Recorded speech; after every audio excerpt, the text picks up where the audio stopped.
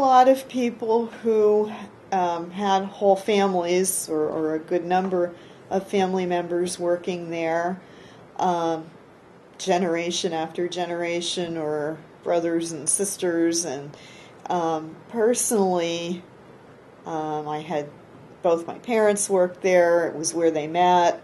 I had several aunts and uncles and a grandfather that worked there, so it was considered a good place to go.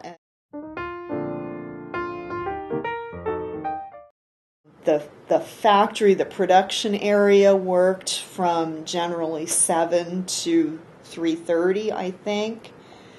The office worked 8 to 5. They would do a little bit of flexing in the summer. I think we worked maybe till 4:30 on Monday through Thursday, and then got off at noon on Friday.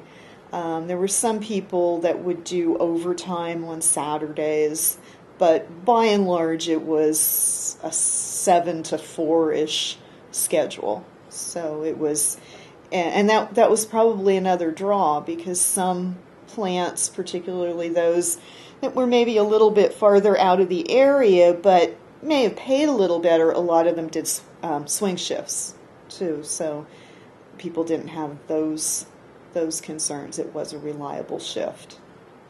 A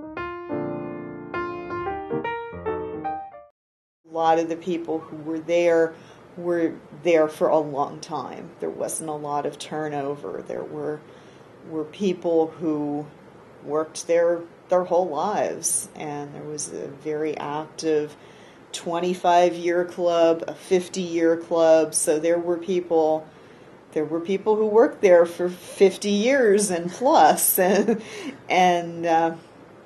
pretty much when you got there, you stayed. They had picnics in the summer.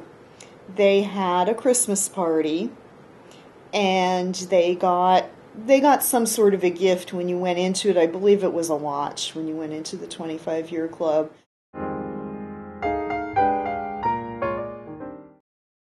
There was a social club at one point. I don't really know too much about that, but I know I've seen some memorabilia from that. I know there was a bowling team back in the 50s. We still have a bowling shirt that my dad had that says "WalkIn Shoe" on it. So yeah, there were those types of activities.